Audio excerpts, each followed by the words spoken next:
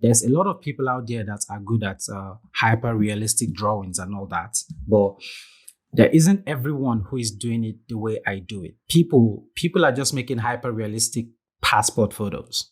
You get, there's nothing dramatic. There isn't anything that when you see, yeah, it doesn't make you think. You get, there's certain art that when you see, you try to think, what is he trying to say?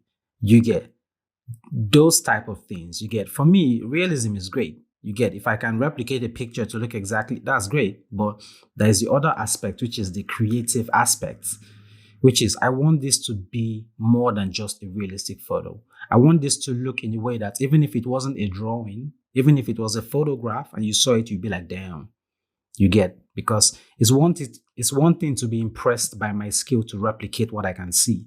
It's another thing to be impressed by my skill when it comes to composition, how I can bring things together to make them look very appealing, to make you actually think. You get, that's a whole different thing. You get, so I feel like that aspect is that aspect is me. And that aspect it's definitely going to stay.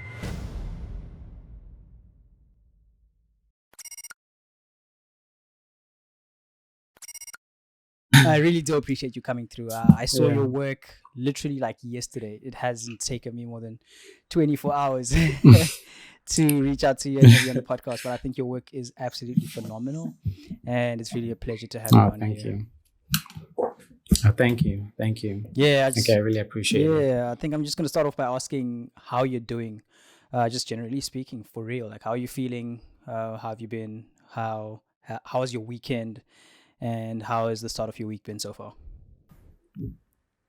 Well, I've been doing all right. My weekend is going great. You know, like there's this surge in traffic I'm getting on my social media recently. I've not even been able to keep up with it. So I would say things have been going pretty great. You know, I've been making like a whole bunch of new plans just based on this. So yeah, I'll say things are going pretty well. That's actually really exciting to hear. And this surge you're talking about on your social media, um, tell us what it is that you do, creatively speaking, for people tuning into the podcast who have no idea what it is that you do. Tell us what it is that you do that's caused this sudden surge on your social media. So I do hyper realistic charcoal and pencil drawings. So that's what I've done for a while. I like most artists, I would say I used to draw as a kid. You know, it was nothing too special, but then stopped and then picked it up again, I would say in 2016. And since 2016 till now, I've taken it seriously, and here we are today. So yeah, I do realistic portraits. So yeah, that's what you would find on my social. I was looking at your work, and I think I'll leave a link in the description as well for everybody to check it out. I highly recommend you guys to go check it out. But I was looking at it, and I was showing everybody in my circle, and I think hyper realistic is not the word for it. I think we need to come up with a new word for what it is that you do, because I showed it to someone, and they were like, "Oh, are they a photographer?" I'm like, "No, man, that's not a photo. That's like pencil." And your talent is incredible, man. Honestly speaking, and I think you mentioned a little bit there about how you've been drawing since you were like young. And I think my question is, what was it like for you growing up? What was your environment like? And did you have family that was into anything creative? You know, what led to you using or taking it to art as a release and expressing yourself through art at such a young age? Well, I would say personally, I would say growing up, I had a good childhood. You know, things were great. I wouldn't say I had people who are in the creatives per se, but I grew up around, people that allowed me to, to do to be this creative like kid. You know, the students, classmates in high school, primary school, even though my parents weren't really, they like, I don't know, like every African parents, you get they weren't really big on the whole art thing. If you draw and it looks good, they're like, oh yeah, my son knows how to draw, but that's pretty much about it. You get, but it's something I really liked doing. So as a kid, I found like other ways to be creative. My parents didn't necessarily push me in that direction. It's just something that I really liked to do. And whenever I did it, I saw something someone did. The mindset was, how can I copy that? How can I do that? Like, how can I make something that looks like that? You get, and what happens is I would try and then I would get it. And when I noticed this, I realized this is something I'm actually good at. Maybe I should do this more often. And the more I did it, the more I realized I'm actually pretty good at this. I just kept doing it. That's incredible. So yeah. And I think we're grateful that you kept doing it, because we wouldn't be sitting right here, if you hadn't kept on doing it. But obviously, I mean, I would love to assume that the journey wasn't simple to get to where you are now. And I think you mentioned a really big thing there, that, growing up as an African child, being a creative isn't like, a, it's like not normal, So I can definitely relate to you, growing up as well in an African community, that being a creative or making a living out of anything creative isn't something that's normalized yet. And I think it's changing now, which I'm really happy to see. Oh yeah. But I mean, yeah, it is really changing now. Yeah, it is. But I think growing up then, it wasn't like the thing that we'd like go to first. So what are some of the challenges that you face? And I know you've already mentioned that you stopped drawing for a while. What did you do in that period that you stopped drawing, and what was it that brought you back in the end? Yeah, so in the period that I stopped drawing, what happened was engineering happened. Unbelievable. What? Yeah, I'm pretty sure you already know this as an African. You have to be a lawyer, you have to be an engineer, you have to be a doctor, the professional stuff. So in the period I stopped drawing, engineering happened in that period. So you've got a degree in engineering. Well, not exactly. I wouldn't say I've got a degree in. I studied engineering. The thing was, this is what happened. I studied it's a 5 years course. So I studied engineering for 4 years. You get, and towards the end, it wasn't going really well. See, the thing is, I always sucked at math. You get, I was never the kid that was good at math. You get, and my African parent knew this from the beginning. You get, they always knew this and still decided, you know what, go do engineering is what you should do. Yeah, you get. So it was engineer. I did it. I tried. The thing is, if I'm being honest, I was a bit reluctant. First year. And first year, I didn't do very well, like in school, you get. But as at second year, I said, you know what, let me try. Let me see. Like, let me actually put in effort. But what I quickly came to realize is my brain was not designed to do certain things. And engineering is not one of those things. You get. So, yeah, I tried, but at some point I was like, why does it even matter? You graduate with that engineering, a professional engineering certificate that's kind of mediocre, as opposed to doing something that, my parents would consider unsafe, a career path, you get, and doing it really well.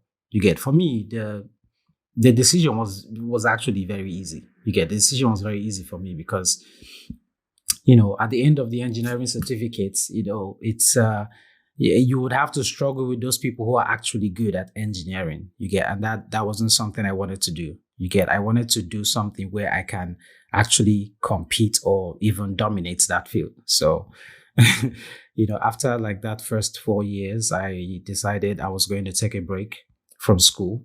And I told my mom about the whole thing, that look at what's happening and look at what I want to do. I actually started processing to travel without her knowledge. And she found out somehow, and she was like, you know what, if this is what you want to do, okay. She basically gave up at that point, and she still had some influence. I came to Cyprus to do to do architecture, because she said, okay, architecture is still doing the same thing again. She said architecture is the closest thing To to art. fine arts. Why don't you do why don't you do architecture instead? Wow. And I was like, well, I besides drawing, I know how to build things. I know how to make models. The drawing is just, I focused on drawing because it was easy to do given the things I had. You get, but I was good at model making and all that. You get, so I did architecture. It was great. You get, I really enjoyed it to an extent, but not as much as I did arts. Plus, the requirements for architecture at some point, I just didn't like it. There were a lot of it wasn't necessarily architectural engineering. It was architectural design. So there was a lot of abstract stuff going on. There was a lot of things that seemed artistic, more artistic than they were design. And because of this, I was like, if all of this architecture is still within the realm of design, why am I here? Why don't I just do art instead? You get, this is not architectural engineering. This is architectural design. It's different. They are two different things. You get, so at that point, I decided I was going to make the switch. And this was after like 2 years of doing architecture. I decided I was going to switch to fine arts. Yeah. Yeah. So I did fine arts, and I still haven't even finished, but that's see, I have one more semester left, but that's a story for another day. The typical African in a foreign country, economy and money and debt and all that. It's just a lot of moving parts. So I decided to take a break. Yeah, I decided to take a break, to work in the meantime. So what I'm doing right now is I'm just focusing on my arts and working as well to invest more, to, basically invest more into my art. You get, and whenever I feel like it, I'll go back, I finish, I get the certificates. But at the end of the day, art is the one place where I feel like you don't really need a certificate to be successful, because nobody really cares about your certificate if you're an artist. What they care about is, are you good? You get, and yeah, and art speaks for itself. You get, if you see my work, I'm pretty sure you're not going to ask me for my certificate. So it just yeah, that's where I am now. I'm just working on my art and trying to see how I can, balance other things that are left like pending. But yeah. Bro, I love your story so much. It's very interesting. And I think you mentioned so many things that are very important. I think one of the things about your whole story in general is that there's so many different ways to get to one place. And I know obviously it would have been so ideal for you to do exactly what you wanted from the beginning, but I do firmly believe, and I think you could probably attest to the fact that everything you went through engineering, through architecture, there were things that you learned that were valuable.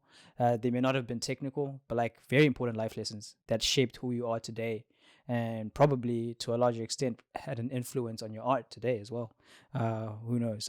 So I think, yeah, it would have been like very ideal for us to have what we wanted from the beginning. But I do think that every process we go through, whether it's good or bad, um, is influential and important in shaping us to the people we eventually end up becoming.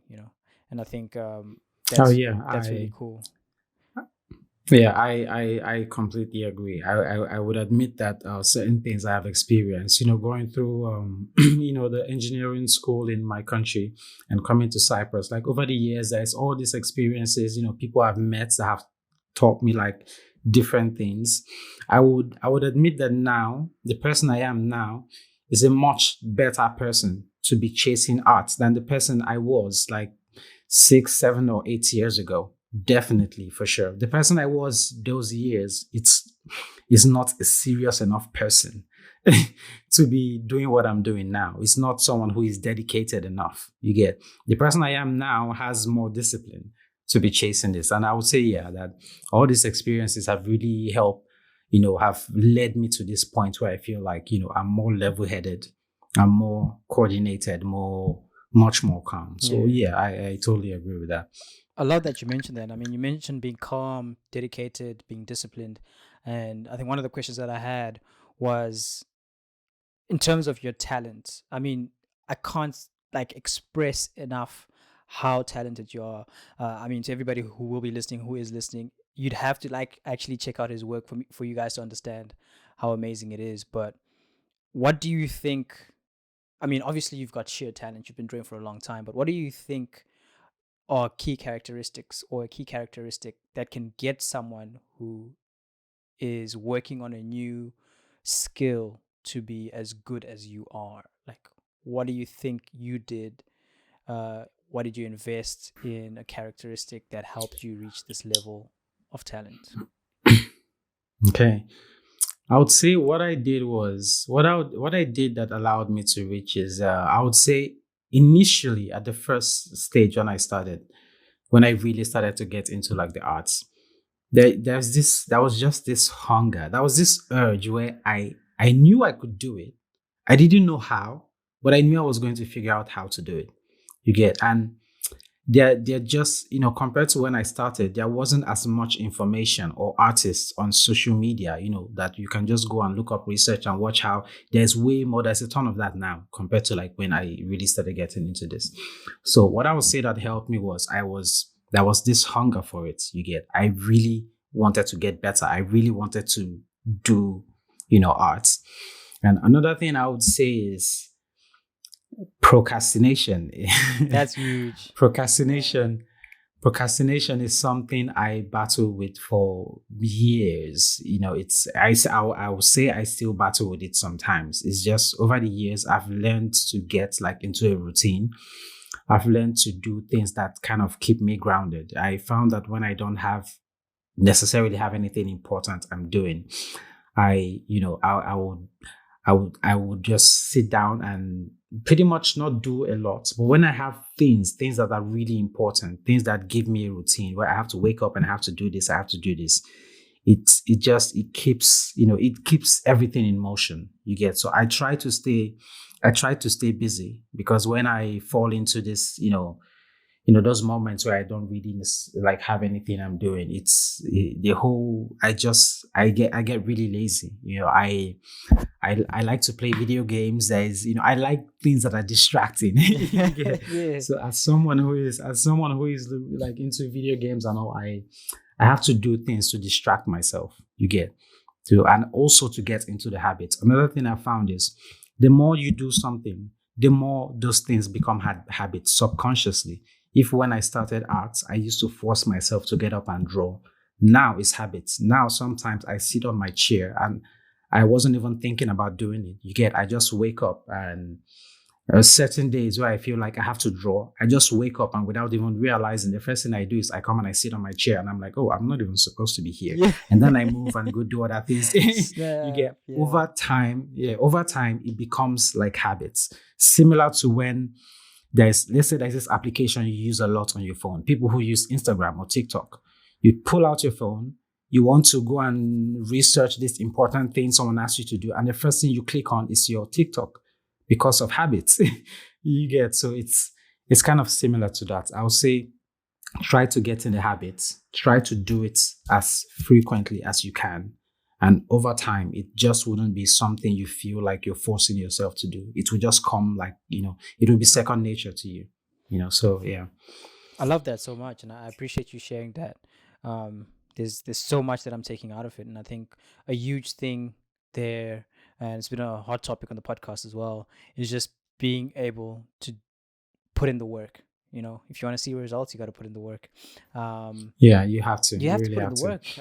And another Yeah. big thing that you've said as well is getting into a routine, and finding what works for you. And I know for everybody it's different.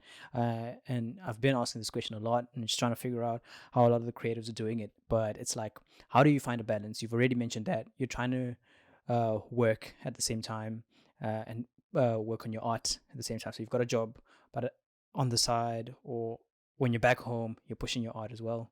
But I mean, we could also add an element of being at work, and then chasing your art at the same time. At some point, that's a reality for a lot of people.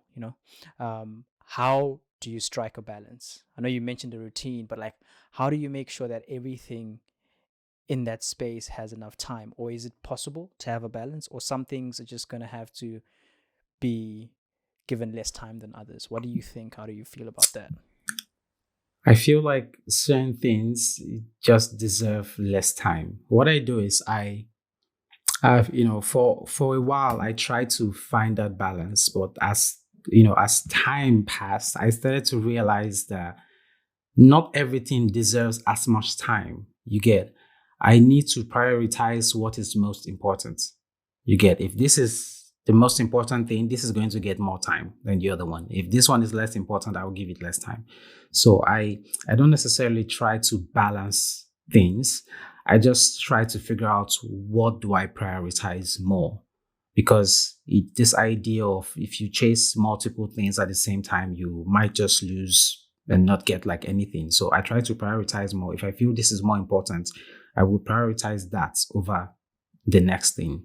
So personally, like I said before, I took a break from uni, just having just one more semester left. And, everybody told me, don't do it, bro. It's just one more semester. I'm like, bro, like, what do you want me to do, man? These people are asking me for all this money, I'm like, I'm like, what do you want me to do? So yeah, that's it. For me, I felt like I was at that point where my art, I had to prioritize between actually working, generating an income, and working on my art. Because how I see it is, I finish the university, I get the degree, I get the certificates.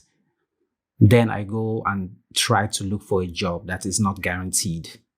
Yeah, I don't know if you understand I where I'm understand going, you, bro. but I'm with you. it I'm with you just 100%. you get, Mm. it just didn't seem like a very decent plan. I was like, if I try to work and focus on my art, these are things that I can actually control. You get, as opposed to going against this thing where I'm taking on a large investment, all this money for something that is practically not guaranteed in a field where a certificate is basically useless, So yeah. So yeah, it's just that.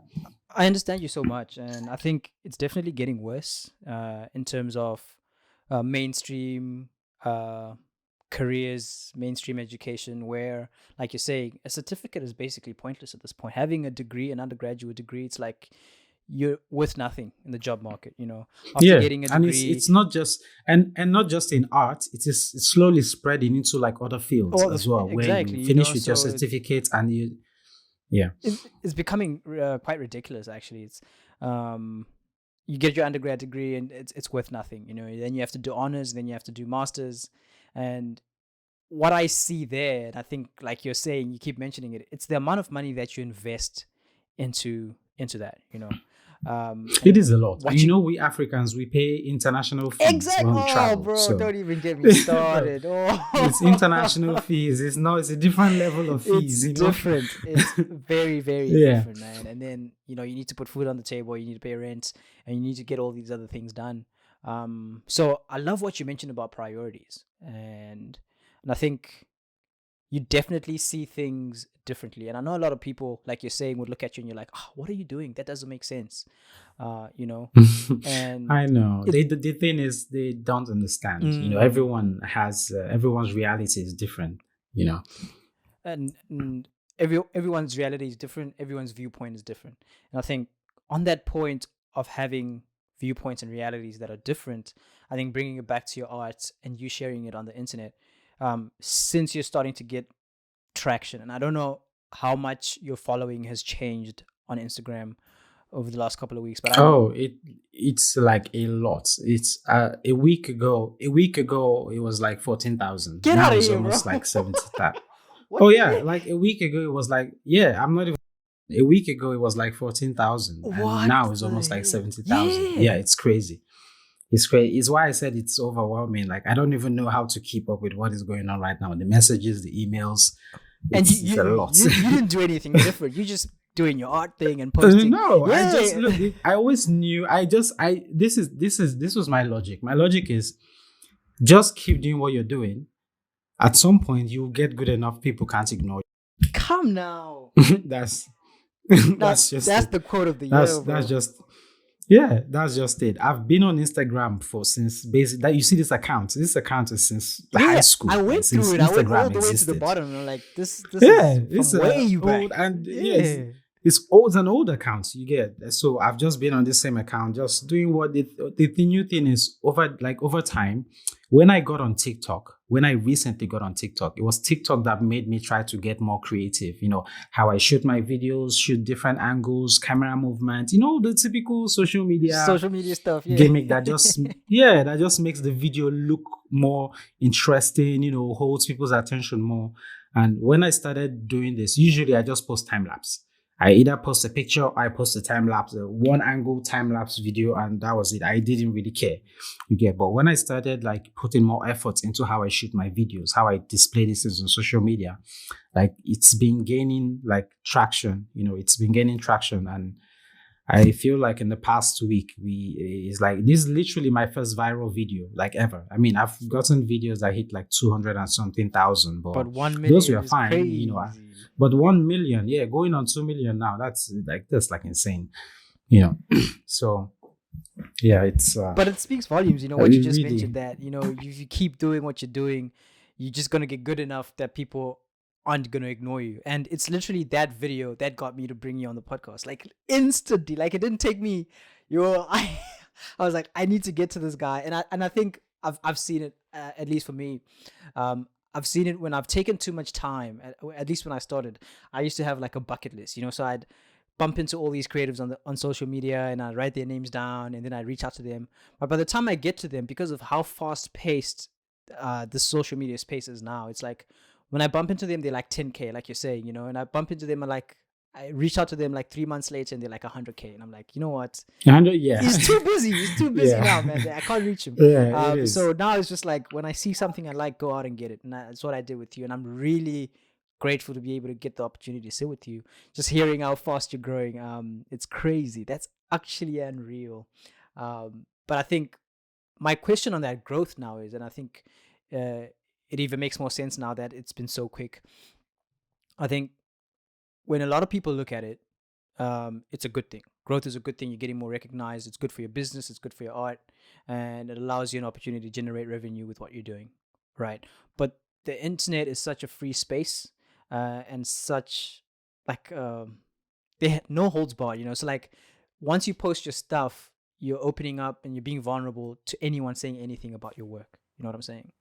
Yeah. That could be good or bad things. Oh, I don't know if you've experienced that in the last week. A week might have been too quick to start seeing any. No. Yeah. You know what's funny is that so far it's all been positive. It's like literally like 100% positive. I haven't can't seen see anyone like saying yeah, anything negative about your work. Like they'd be nuts. They'd be nuts. like so far it's been, I haven't seen one bad comment. Like literally, I'm actually shocked because I know with less followers you start to get like comments like that. Well, I haven't. I have literally haven't. I've been looking because those bad comments tend to grab your attention even more than the hundreds of good ones when you see them. So I know for a fact I haven't seen any because I've tried to get to as much comment as possible. I haven't seen any, which is really good. But I'm not oblivious to the fact that social media with a large audience comes, you're being vulnerable because you probably get away with things you're saying if there's just 10,000 people watching you, as opposed to when there's 70,000 or 100. Yeah. So what the thing that's happened is that recently I started getting more, should I say, more polite, more cautious, more professional in the way I respond to people in DMs, the way I talk to people in the comments, because I'm not even gonna lie. Like, look, I'm a very rude person. No ways. And the funny thing is, it's not something I do intentionally. It's just, you're how just would I put it? straightforward. You're to the point. You don't sugarcoat Yes, it. I'm yes, exactly. Yeah. I'm a very straightforward person. As a kid, I was introverted for years. You get, I hated people. I didn't like to go out. I was shy. I was scared of adults. And growing up, I found that the only way to not make yourself seem vulnerable or seem like a target, because you know how Africa is. If you appear weak, people will prey on you. So I found that one way to do it is to be in people's faces. If you get in my face, I get in your face. You get, just try to be outspoken, try to be straightforward. Don't, what's the worst thing people can do? The worst thing people can do is not like you. You get, and I don't like most people anyway. So I'm like, I'm good. It's good. You get, We're chilling. yeah, you get. I'm like, I might as well just be honest. You get, if you don't like me, then we weren't even supposed to be friends to begin with. You get, because that's who I am. So this is one thing I've tried to, because the internet is different from real life. You get, on the internet, things can be taken out of context. So I've tried to be more careful about how I say things, about how I respond to things, because a language I would use with a close friend might not be understood with a stranger on the internet. So yeah, this is something I've been very cautious of, and this is something I've been mindful of. I know that at some point I would have to actually be much more careful how I say things, because the more people have their eyes on me now, so yeah. Big respect to that. Like, I really respect you for being vulnerable and mentioning that, that it's not an easy thing to open up about it or say. But I think what happens is, I think the quote goes, well, you've been given much, now you've got, great responsibility that comes with that. So you've been given this great following of people, and I think I just love and appreciate your ability to check yourself and be like, okay, this is who I am, and this is who I need to be for the people that I'm following, because ultimately you are your brand, and you want to be the best version of your brand and your business. So I'm learning a lot from you, and just being able to conduct yourself well on social media. And I'm really happy also to hear that there hasn't been any negative comments yet. I know it's Oh like only yeah, been a week, but it doesn't take time. It doesn't take time. I for know. people to Give get it time. crazy. Oh. Give it time. So I think just with that, I think a lot of things I've been learning. I don't have a incredibly large following, but a lot of things I've been learning for other creators is just to be tough-skinned. And I know you mentioned that it's very easy for those comments to grab your attention more than the good ones. And easily like tend to want to react to that, but just blocking it out is like the best thing to do, and focusing on all the positive stuff that's going on. But on that topic of like gaining an audience and having a large audience, it's like 10,000 people are probably like 10,000 people that are definitely like supporting you, but probably aren't saying much. What I'm trying to say is, once you get to like 100,000 people, you've got a lot more people commenting on your work, not in a negative way, but in a way that they start requesting or asking you to For change, stuff.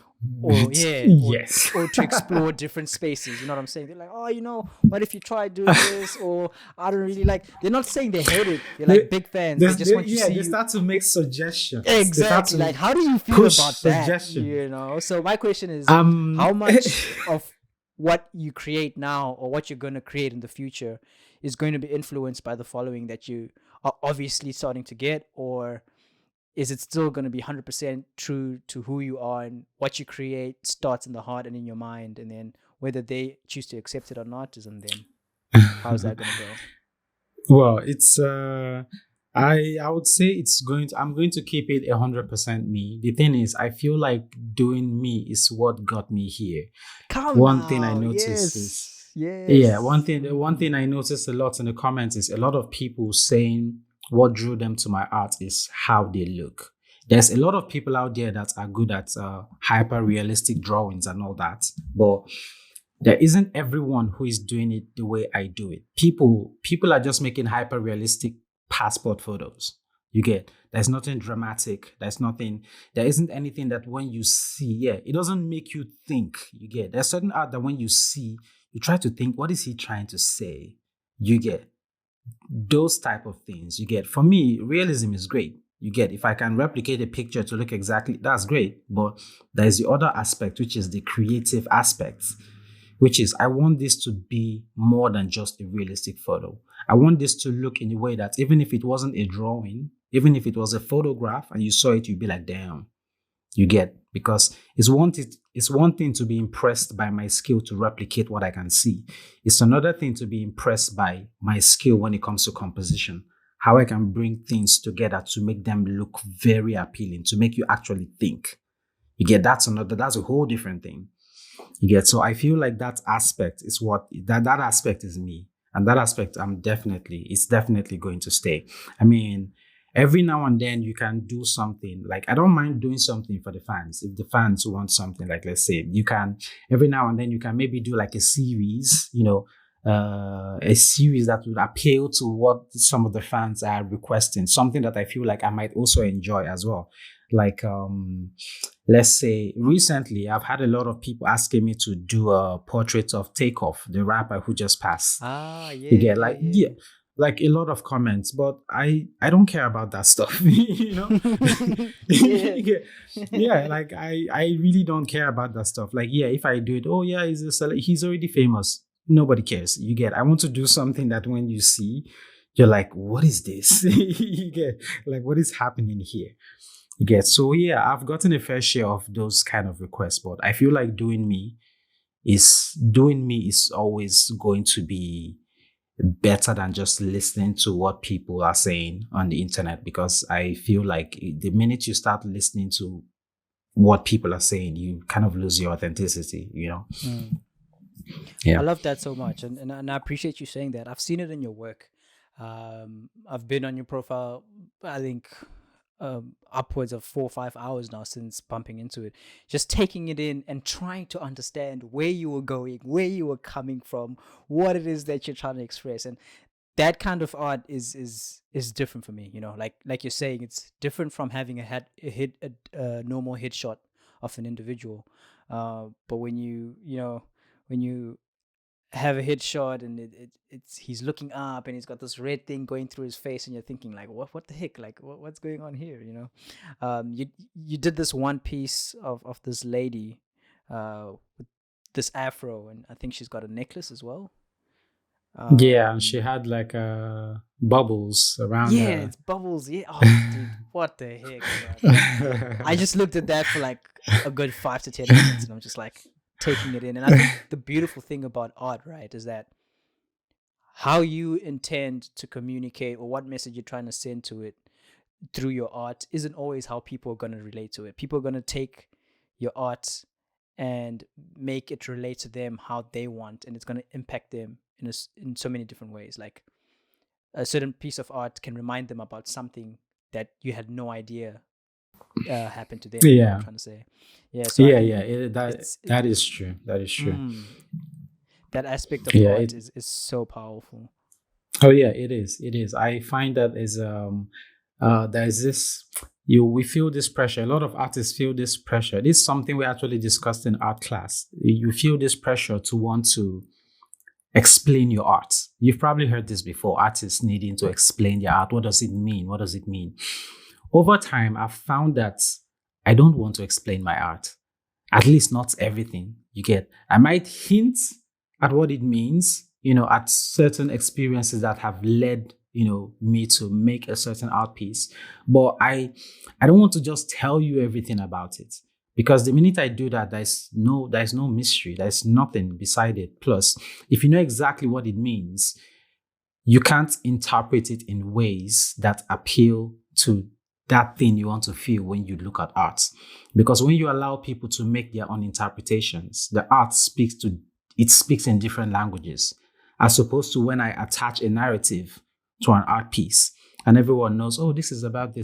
Yes, you could think that there were certain emotions I was going through that led me to do this, but I just don't want to put it right there in front of your face. You see, I feel like it distracts from the art itself.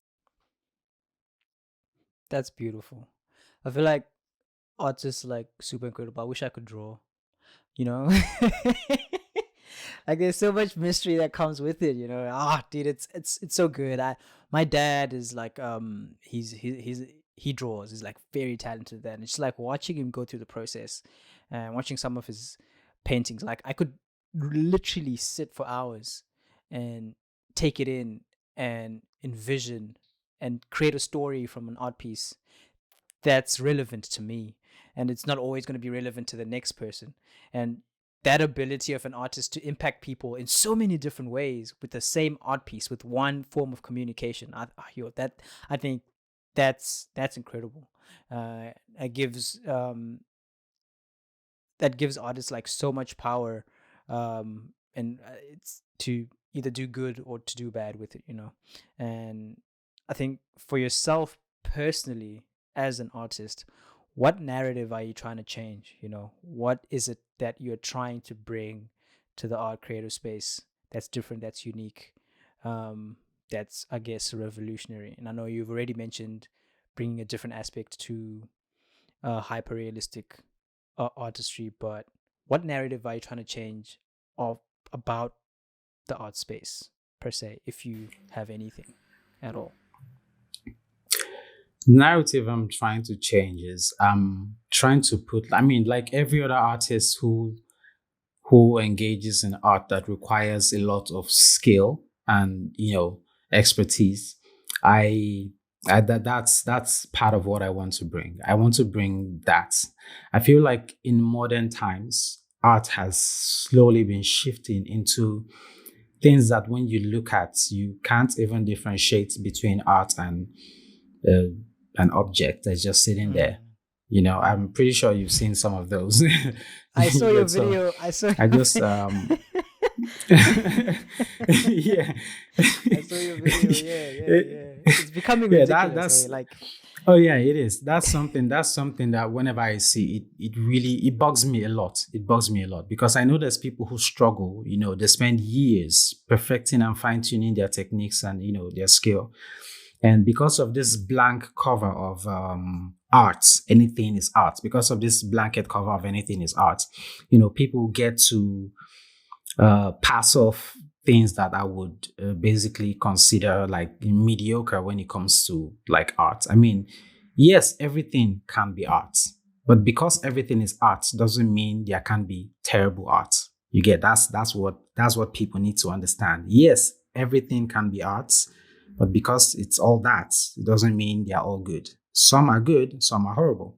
You get people need to understand this. And if yours is horrible, then maybe we shouldn't classify you that much as an artist. Maybe there should be I another love how category where real you you are. Oh my days, I love yeah, that. maybe there should be another category where you fall in, or because it's or like I'm not even gonna lie. The reason I think like this is because like these days there's a lot of times where people ask me, "Oh, what do you do?" And I just tell them, "Oh, I make a realistic pencil drawing." I don't tell them I'm an artist because the term artist has become so pretentious now. It has just become like when someone tell you I'm an artist, a lot of people are like, "Of course you are." Someone said this to me one time. I said I was an artist. They're like, "Aren't we all?" That was what she said. She said, "Aren't we all?" You get, Shucks. yeah. That's where the Shucks. world has come to right now. Where when you say you're an artist, people are like, "Yeah, it's probably one guy doing one project in somewhere, and he thinks he's an artist." See, when they actually see what you can do, then they're like, "Oh, he's actually pretty good." Because of arts like this that fall in this blanket, like everything is art. It removed from what it's removing from what art actually is. You get, so I want to be one of those people who actually brings a different side to art, a side where we can learn to focus on expertise as much as we can also focus on creativity. Mhm. So yeah. I love that, and I appreciate you sharing that. That's so real, and I think that goes back to one of the things we've spoken about is just to put in the work.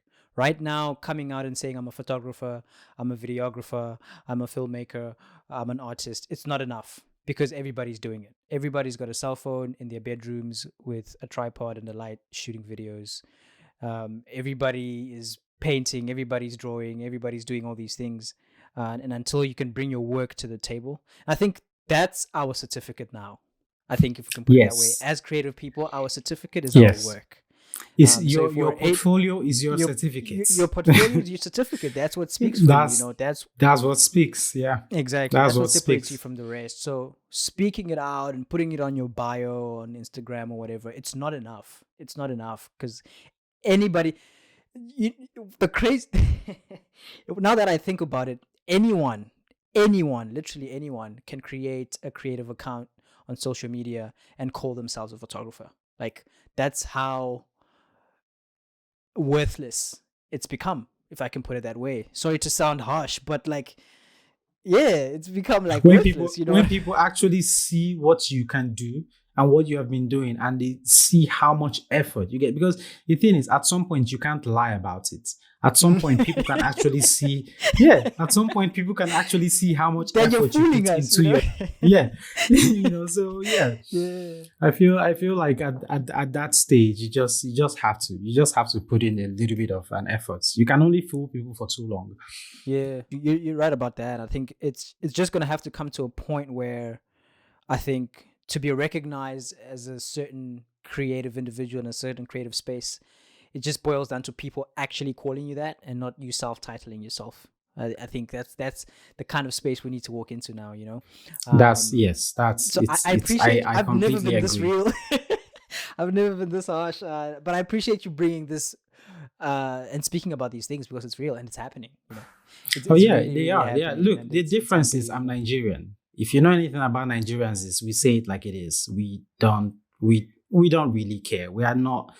Nigerians are one of the most honest people in, we said it, like we speak our minds. You get it's some that's how I grew up. That's the environment I was in. If someone doesn't like you, they'll tell you, hey, I don't like you. You get, and we keep it moving, Straight up, we keep So yeah. it. Yeah, we Yeah, keep it pushing. no need for pretense. I know certain people who fall into some of these categories that I've spoken about in certain ways might not like it, but hey, what can I do? If you feel like that, then No, let's well, talk about it. Let's talk about it, and we're gonna keep talking about it. This is not the first and last time they'll be hearing about these things because yeah, it's actually kind of getting ridiculous. But I really appreciate your insight and your ability to just like bring that up. It definitely does bring a different perspective to me, and to the work that I do. It's just like I need to keep putting the work in and let that work speak for itself. You know. look, Um, it's like nothing good comes easy. I look, this is how I see it. Even if you're not good at something, if you do that thing for long, you don't have to be amazing at it. You don't even have to be talented. You just need to be really interested in that thing and enjoy it to a reasonable extent. You get, if you do it repeatedly, if you do it enough, that's literally all it takes. Good work Do that, pays. Hard work study, always pays. yeah, study those people who have done it and who are good at it. That helped me a lot. You get, I I studied a lot of like artists. You get, I take different things, from different places, and I try not to emulate one person. You get, I go on this person and I take what I like from their style, and I go to this person, I take what you get. I learn different things, and then I come and I combine them to get what I actually want. You get, because from when you research a lot of artists, it's very easy to fall into trying to copy what you see. That's so You get, true. That is so yes, true. it's very easy to fall into that. So I try to take what I feel works for me, my art style, and I leave what I feel doesn't work. If I feel, oh, this technique looks interesting, and then I'll try it, and if it works, I switch and I use that technique that I feel, oh, this helps me achieve what I want much quicker. So, yeah, Yeah, yeah, it's very dangerous. Yeah, you were saying? I see. Yeah, you just have to keep, you just have to keep at it. It's Yeah. only a matter of time. It's only Yeah, a matter of time. we're in a very dangerous space now. You mentioned being careful that you don't replicate or become the artist that you're seeking inspiration from.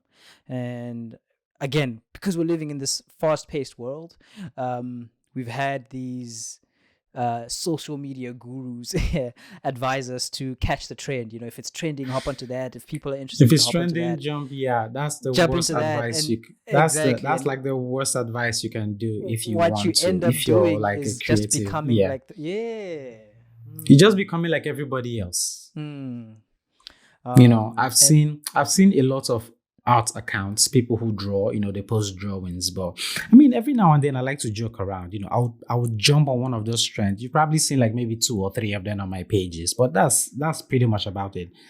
The reason I don't like all these trends and all those things is because there is a lot of people doing them. You get, if I see something too much, I stay away from it. I mean, I might like it. Oh, that looks fun. I'm just not going to do it. You get, if I feel like a lot of people have done it, I just wouldn't do it. If I feel like it's fun enough, I might just do it just for a laugh. But trends, me personally, I don't like to follow trends. I feel like if it's trending, I feel like if it's trending, everybody's doing it. There's nothing too special about it anymore. there definitely isn't nothing too special. And I think um, humans naturally are interested in things that challenge how they think, things that make them Yes, stop and think. things that are You unique, know, things that look uh, different. and once it's trending, it's you just want to skip past it. You know, you want that next thing that's gonna make you think, that's gonna give you a different kind of feeling. And I think like you mentioned, that's the narrative you're trying to bring onto the stage. You don't want your generic headshots. You want to challenge people's minds, No, challenge the way I they got think. I got bored doing making those type of drawings because like every artist who starts, you start with doing the typical headshots. But when I got to the point where I'm like, okay, I've gotten good at making these realistic photos, but what else? You get what else is there? I'm just making passport photos. They got really boring for me.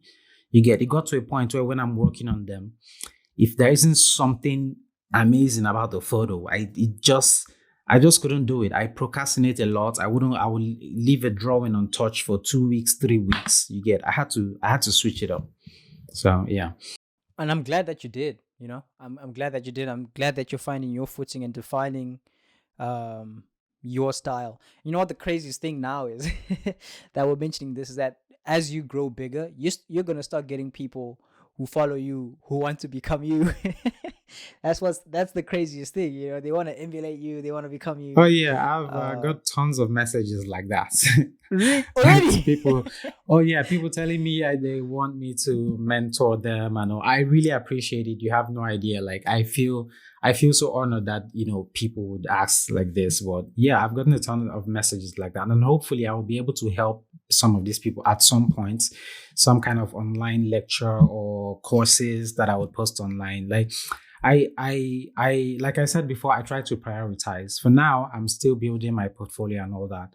But as with this new audience, I have to try to expand to, to fill in some of those gaps. I feel like some people that follow me might want, which are a lot of them are like tips, tutorials, things like that. So I would like to do more of this, to appeal to this recent demands that has been Yeah. happening. So yeah.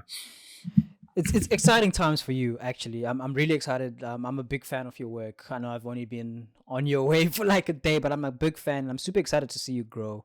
I'm here for the journey, and it's so exciting to be here and be like looking at you. You know, a couple years from now, and be like, yo, dude, I was with this guy when he was like at 60,000. You have no Yeah, idea. this is literally my first podcast like ever. The first of many, bro. The first Oh of many, and I yeah, yeah. think This is literally my first one. So this I'll be able to say this was the first podcast I ever came on. So which that's is nice. That's it's really nice quite for me good. to hear, you know. But I think it's all part of that surge you've been talking about, you know. It's all part of that surge, and I don't think it's gonna stop now. And I'm happy to see and hear that your work's paying off. And I think it's testament to anybody. Yeah, you're really not just telling us all these things, but you're literally living them out. You know, put in the work until people can't ignore you, and this is people not ignoring you anymore. You know what I'm saying? Yeah. So Oh no, uh, they're not. it's really beautiful to see. But yeah, Yeah. I think I just had a thought now, and we were talking about artists claiming to be artists when they're really not artists and they're not really making art.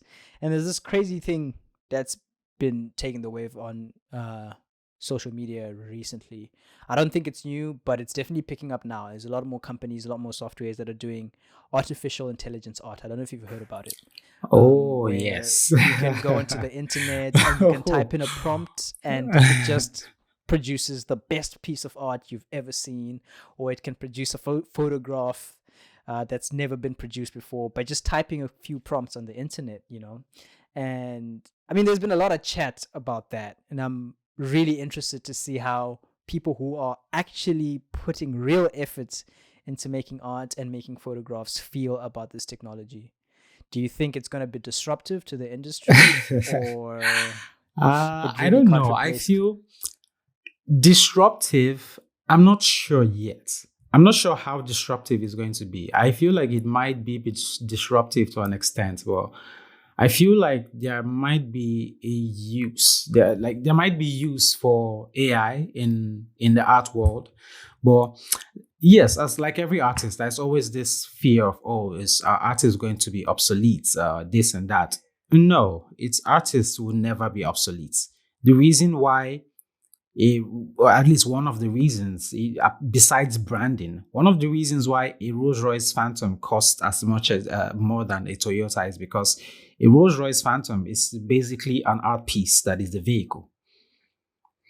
You get that's the reason why it costs more. Something that was reproduced by AI, it might look good, but at the end of the day, people pay for the human elements.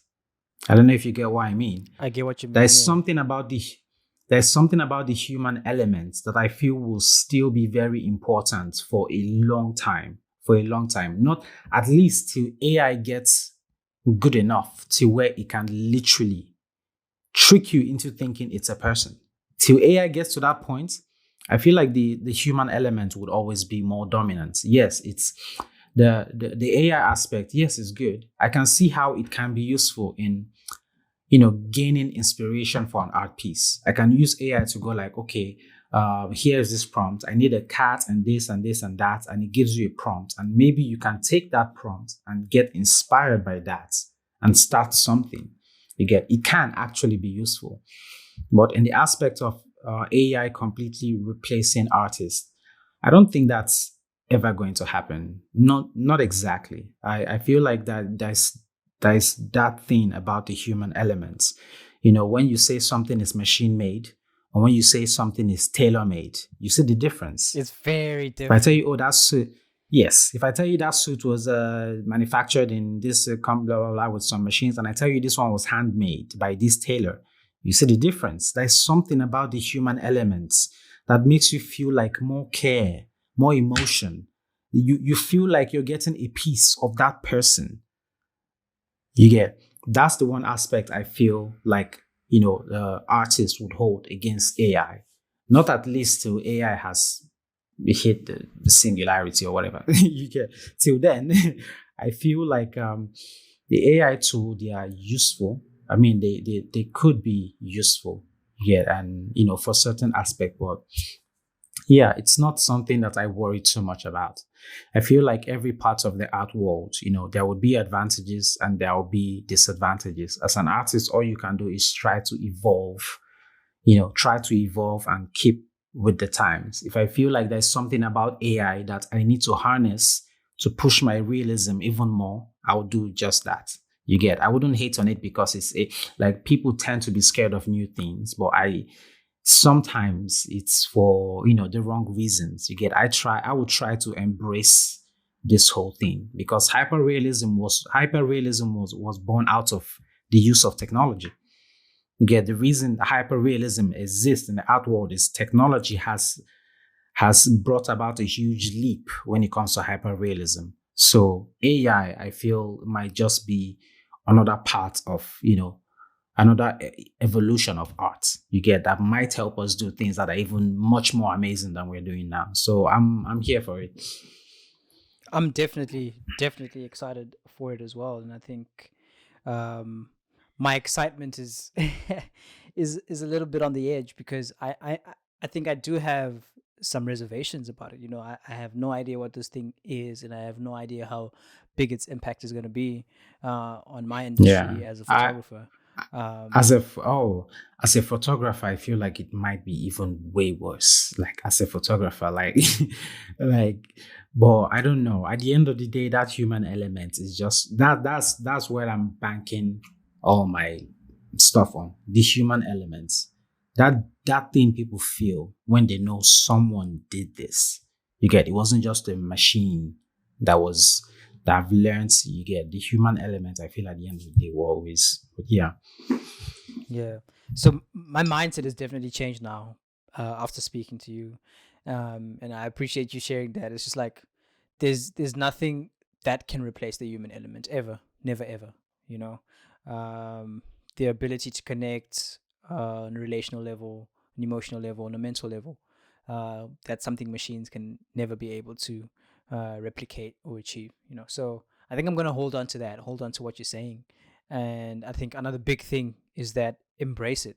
One constant thing I think we've seen now as as we continue to advance as human beings is change. That's one thing that's always going to be certain is that things are going to change, and we've seen it in everything from, the way the medical sector is conducted, the way renting property is conducted, the way transport is moving. And I think being reserved, skeptical, and scared can actually cause you to lose out on a lot of opportunities, as opposed to embracing it and finding how best you can use that to better yourself, better your crafts, and better the community as well. So I'm learning tons from you, man. Like your insight is incredible, and I really appreciate you sharing that. That's Yeah, definitely yeah. Like huge. here's an example. Here's an example. When TikTok started getting popular, I kind of hated it because I thought it was just this place where a bunch of high school kids go and they do stupid dances and then they get millions of views doing like dumb dances. I always thought it was mind blowing because I'm like, I do all this work, nobody will. And then like a bunch of yeah, and then there's kids doing silly dances and getting Nothing. millions of views. Millions of views. But the interesting part was when I embraced like TikTok, it was TikTok that made me get more creative with my videos. And those videos that I got creative with because I wanted to post them on TikTok, those were the videos that blew up on Instagram. Wow. You No get. ways. You get. So this was like the reason I'm trying to be more creative with videos now. It's all because of TikTok. You get. Even YouTube. I was doing YouTube first, but even on YouTube, I only posted time lapse. The reason I'm trying to change everything about how I shoot my videos now is because of TikTok. It's something that I hated initially. Yeah. So yeah, sometimes you just have to embrace it instead of resisting. You get. You can only resist for too long. You can only resist for too long, and you get left. You get left behind. You get left behind. Yeah, you're holding nothing in your hands, and you're like, wait, what just happened? Yeah. Where did that industry go? Yeah. Yeah. Yeah. So you definitely need to go with the times. Big lesson there is change. Change is inevitable. The question is, are you going to change? Or are you going to change as well? So I appreciate you sharing that. That one is huge for me. And I think you mentioned just now having content on TikTok, having content on Instagram, but I also noticed you've got a YouTube channel, which you haven't really posted much on lately. No, is that something you're hoping to revive? Oh yeah, I stopped because I wanted to change how I did my videos. I wanted to make them better than just I really wanted to overhaul like the whole YouTube thing. So I stopped. Like since the last time I posted a YouTube video, all I've been doing since then is just accumulating content, different drawings, different videos. I've just been accumulating. So when I'm ready, there will be a ton of content that I just start. Yeah, I will just chop them up. I just start to chop them up and I set up videos. So that's what I've been doing. I've just been accumulating content. I need to get more like things. I need to buy like a really good camera as well. There's just certain things I need to do, certain equipment I will need to get as well, so I can make things look a bit nice. You get. If you're going to do it, you might as well do it well, And I feel like if I stopped this long to do it properly, I want to try to make it look good, Most definitely. Make it. Yeah, like I want the videos to be more comprehensive. I want people to understand what's actually going on, as opposed to time lapse where you just have to follow it. If you're smart enough, you can keep up. If you're not, you can't. You get. So I hope to make like the YouTube videos better, which is why I haven't posted there in a while. But videos will be coming soon. I actually finished recording a video before I joined you on Zoom. So yeah. Okay. Yeah, that was what I did. So it's the same outfit, everything. I just finished recording and then joined you on Zoom. That would be like the first YouTube video I would post in like a while. And I did that because of this new, following and all. I just anything. Keep the ball just to keep the ball rolling. Keep the ball that momentum. You need to apply pressure now. Yeah. Pressure, boys. Yeah, I love that. But I think what I love about what you're saying is that you really value quality. There's so much that comes out of that, and as opposed to just releasing content for the sake of getting content. For the sake of content. Yeah, yes. It's a different feel, bro. It's a different feel. So I really value your work ethic. I value your philosophy. Quality is key, and I need to make sure that I produce the best content that I can. And that's actually just for self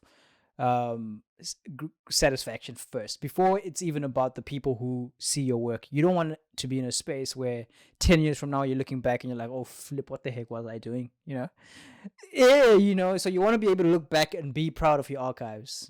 Yeah, so true. I get more conscious. I like more cautious of it now, compared to when I was much younger. Like things I do now, I'm always cautious of. I want to be able to look back at this and be proud. I don't want to look back at something I did and then cringe, even though that would happen because if you don't look back at some of your work and cringe, then you're not really growing. You're not growing. You get that? You're not becoming better. that would happen. But I just want it to have less cringe. When I look back, I want less cringe. So, I definitely get that. It obviously takes time and practice, like we spoke about before, to become better and to be able to build the tools and resources that we need to be able to create the perfect, not the perfect, but the best content that we can in that time. So I'm really excited for your new video. I'm excited for what you have stored up for in the future. It's been an absolute pleasure having you on the podcast right now. It's I can't believe I've been able to catch you in the wave. Oh yeah, it's like I'm surfing. It's like there's this massive wave, and I'm like surfing on it. You were like the first person who hit me up for like this podcast, and I was like, oh, why not? Like, I need to brush up my podcast skills anyways. Because there's a lot coming up. There's a lot coming up. Oh, there's a lot coming on, and I'm not even gonna lie. This was really good, for me as well. I would say this was really good for me. Doing this now, it's, I get to see how comfortable I am actually doing this, and this would help me, moving forward. So yeah, I really appreciate this as well. No, you're good. You're very good. Very confident, very well spoken. So I think being on news, being on TV and commercials, it's not going to be a big deal for you, man. It's going to be all right. Yeah, I feel so too. Yeah. After this, I feel so too. Yeah, so I just have a couple more. I actually just have one more question, and then after that question, we're going to play a quick game of Would You Rather. I love wrapping it up with a quick game of Would You Rather, and we'll get into that in a little bit. But the question I have now is, this question is so much more relevant now that I've got context about everything that's been going on, and I didn't have context when I wrote it down, but I just still wanted to know. And that's, what's your hope and expectations for the future now? Now that all these things are happening, and hopefully you're able to keep momentum, you're able to continue to make content. And if it's been this much growth in a week, I can only imagine what's going to happen next year. So what are your expectations? What are your hopes? How are you looking to navigate your what I hope to do is I hope this is something I would be able to do full time. I hope this is something that, will generate enough income where I can be like, okay, I can just leave everything else and focus on this and pour everything into this, because, that's the goal. As at the end of the day, art is a luxury. It's not a necessity. So you have to be really smart about these decisions. I can decide, I would just want to do just art, but there is the other underlying aspect of it. So what I hope I can do this full time. I hope it's just something like content creation as well. I never really paid a lot of attention into like videoing, like, recording my stuff and trying to be creative, making videos and all that. But recently, as I got into it, I found it's something I really enjoy doing, almost as much as I love drawing. I really like to make videos. I have a lot of things I've recorded. I haven't even posted anywhere online. You get. But it's something it's just that new thing that I found, and I'm liking this like a lot, So yeah, that's something I plan to do as well. I plan to make content, things that are not exactly, they're completely art related. Every now and then I would like to share a little bit of a personal side, let people know who I actually am. Yes, please. So, we love that. Take us on some of your hikes, bro. You go hiking. Yeah. Oh, yeah. I would like to show a little bit of a personal side and all that, because hyper realism takes a lot of time. You get. So if I'm going to make content, I would have to something to fill try in the gaps. to fill in the gaps. You get. And I know you can't go wrong with showing a little bit of your, a person. People want to attach a personality to a face when they see it. And I feel like that's something that works incredibly with social media. There's a difference when you listen to someone because there's an information you want to get from them, and when you listen to someone because you've seen them so much, you feel like you know them. That's when people watch your videos, even when they have absolutely nothing to learn from that specific video. They watch it because they watch it because they feel like they know you. Yeah, Yeah, straight up. because they feel like they know you. They've seen you enough times. They've heard you talk about yourself, things you believe. They just feel like they know you. You get to keep audiences that stay with you, in good and bad. So yeah, it's that is one route I would really love to go as well. And it's something I feel I would enjoy doing too.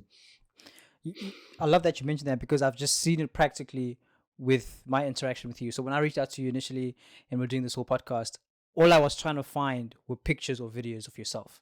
And all that was there was your hyper realistic art, which wasn't a bad thing, but it goes to prove the point that you're mentioning, that people really do want to connect the personality to a certain face, to a certain voice, to certain ideologies, to certain ways of thinking and perspectives. So I really wanted to hear more about you and who you are, and really connect with that. So that's a huge thing. And I think it's also a thing that I'm learning. And I know a lot of people have built entire careers on just their personality and they've never had to Oh show their yeah. face or Oh yeah. whatever. It's huge now. It's huge Yeah, now. but I think there's something special that comes from being able to connect with people, or allow them to connect with parts of your life, not just for them, but for yourself as well. I think it brings a whole new element to the creative process, which I think I enjoy personally. But yeah, that's all I have in terms of questions for today. I mean, you've been a super host, man. Guest. You made me feel so comfortable. You made me think I'm on your podcast. I mean, it's just the way I am. I'm very as much introverted as I am. When I meet people who are who are like-minded and have similar interests, I become this very talkative person. That's Yeah, just the way I I've am. loved it, So man. You've had so much insight, so many uh, things to give back in terms of life lessons and creative lessons as well. And I think it's going to be very valuable to the people that are going to tune in. So thank you so much for sharing, and thank you for being vulnerable. Appreciate it. oh, thank you for having me. All right, yeah. So I'm just going to wrap it up now with 5 questions, would you rather questions. So I'm going to ask you 2 separate things. You're going to choose one thing, and then you're going to tell me why you've chosen that thing. Yeah. Just love to do that just to see how people think, see what they do. They're not super technical, just random things. Some of them are a little bit crazy. So the first one is, would you rather be stuck on an island, isolated by yourself with every material thing you've ever wanted? Or would you rather stay where you are now, with everything that you have now, but be guaranteed to never get anything else? I think I would rather be where I am now with everything I have now than being on an island with everything I wish I ever had. Because if I'm being honest, I'm not a greedy person. I'm someone who is very easily satisfied with like pretty much the way things around me go. I don't demand for too much.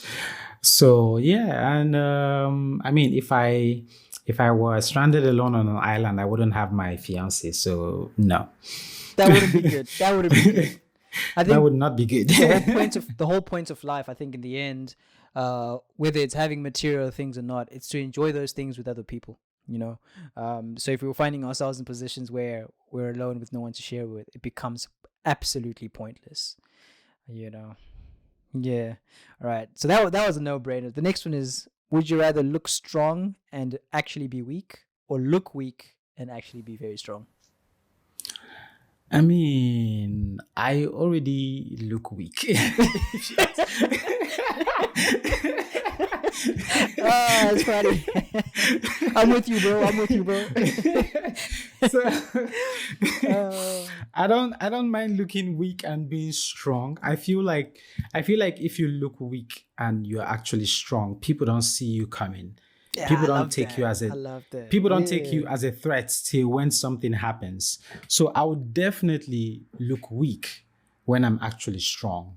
Yeah, than look strong and be weak. Because if you look strong, I mean, people might be scared to test you, but if they decide to, if they decide to call your bluff, you're done. It's late. Yeah. End game.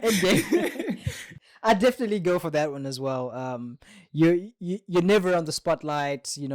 I think people who are strong, you kind of see him walk in the room and he grabs everybody's attention. You want to be low key. You don't want too much attention, but you also want to surprise people when you turn up and you are like, "Yo, you don't mess with me like that," Yeah, I like that one. All right. So the next one is, would you rather be rich with would you rather be rich and unpopular or poor and famous?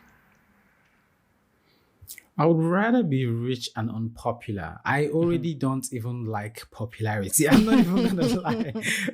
I Like, can't the deal only with it, reason, man. the only reason I'm on social media is because of my art. Yeah, If I you need to push wasn't the works. drawing, Yeah. bro, yeah, I guarantee you that if I wasn't into art or drawing or doing anything, I would not even exist on social media. I would not even have it. Like, you have no idea. So yeah, for sure, like, easy decision. I would rather be rich and basically Unpopular. invisible to the whole world. Yeah. Yeah. I think I was like that as well. I used to have a social media account that was like a personal one under my name. But I really kind of grew out of it. I think my introvertedness was just like, this is too much. Yeah, you This you is just not realize you it. don't do or Yeah. post enough personal things to even have a personal account. Yeah, so I just ended up deleting it and focusing on the business, and I think separating myself from that, yeah, it was so much better. Yeah, at the end of the day, a personal account only makes sense if you're like a celebrity, you know, like you're famous, people want to follow you to Yeah, see your like you, everyday right? life or what Like you're or 70,000 what you followers, yeah. as a certain thousand followers, then you might want to post. You get it's why now I might even want to do that a little bit. You get, but at some point it just the personality just doesn't sell. Like if I show myself doing some personal random stuff, nobody cares. But when I show myself doing something very skillful or something that's amazing, that's Now what we're holds intrigued. people's at. Now you've hooked Yes, now people. we're Yeah. intrigued. You get that was what made me realize, you know what? Nobody cares about what I'm doing. Nobody cares about what I ate. Nobody cares that I went to the beach, or it's only people you know personally that care about that type.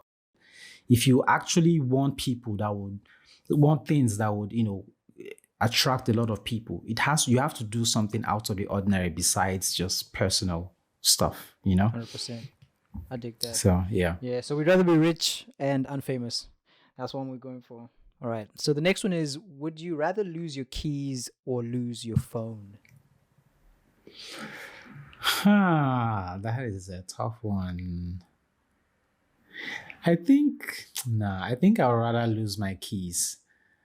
If I lose my keys, I can use my phone is what allows me to pull the necessary strings to get a To get replacement it. key or to Hey, fix think that problem. ahead. Yeah, But if I yeah, lose my phone, I mean, I might get into the house, but I'll be bored as hell when I get in there.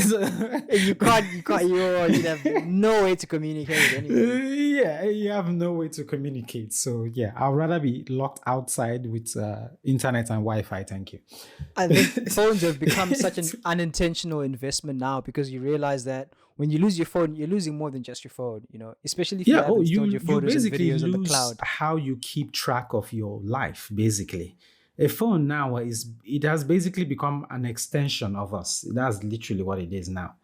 You lose Your your banking phone, is on you there. Like your all bank. my days. Literally, It's yeah. everything. Like It's everything is on there. Yeah. Yeah. So so definitely, yeah. we can lose the Definitely keys. lose the keys. All right, so I've got one more, and it's: would you rather be a star player on a losing team or be a bench warmer on a championship winning team? I think a bench warmer on a championship winning team. Because being a bench warmer on a championship winning team means that even though I'm not necessarily playing or in the eyes of people, I am around people who are amazing at what they are doing.